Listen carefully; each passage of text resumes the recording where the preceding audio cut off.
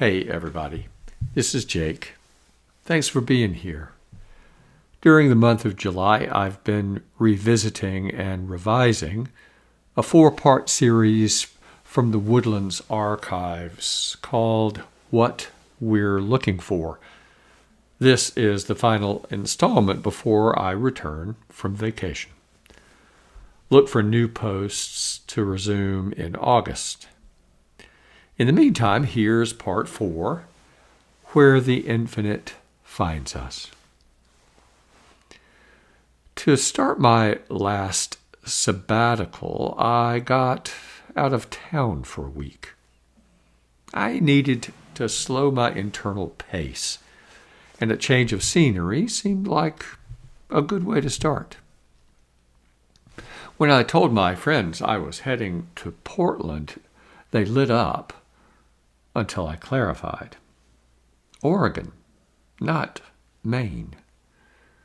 They didn't say anything outright, but their faces said it all.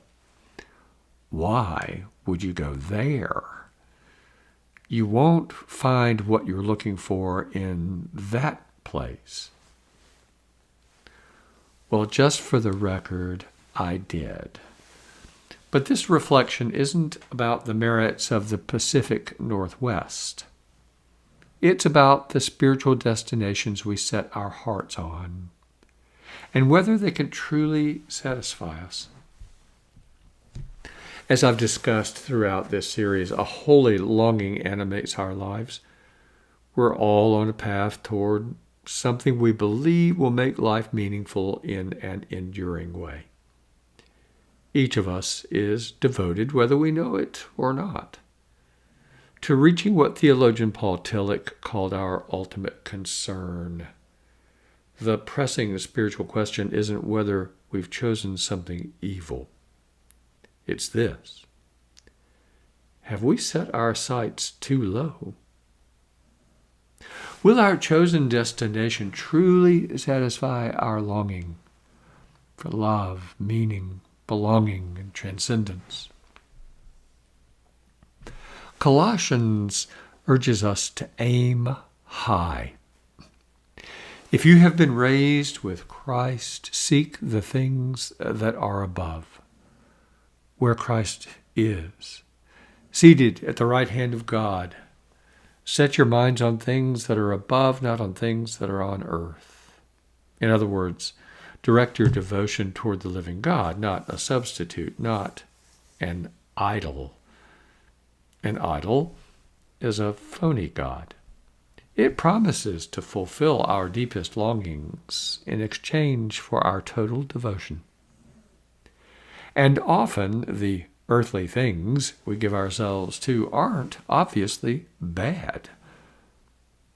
They're familiar, possessions, power, and status. Some chase wealth to feel secure, but money can lose value, markets can shift, and enough never feels like enough.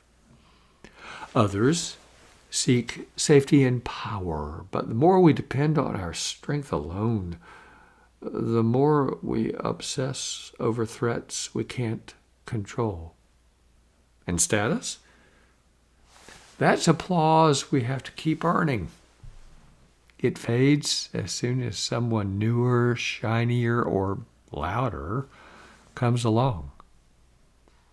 These idols can't deliver what they promise.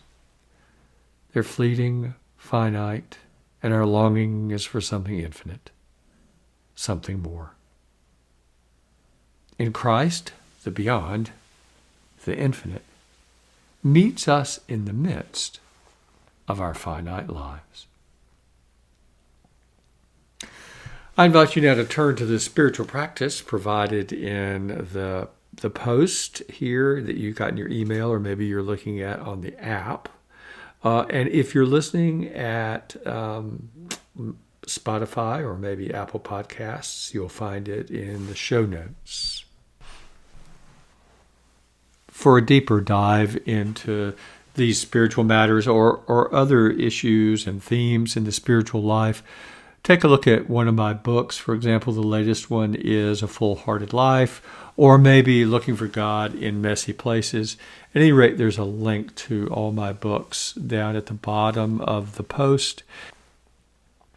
If you'd like for me to speak at one of your events, you can contact my colleague, Holly Davis, who handles my schedule. There's a link to her email at the bottom of the post as well.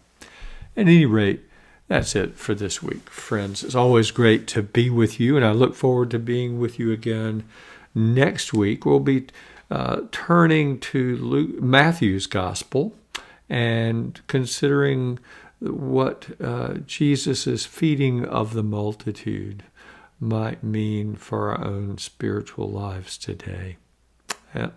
In the meantime, be well and God bless.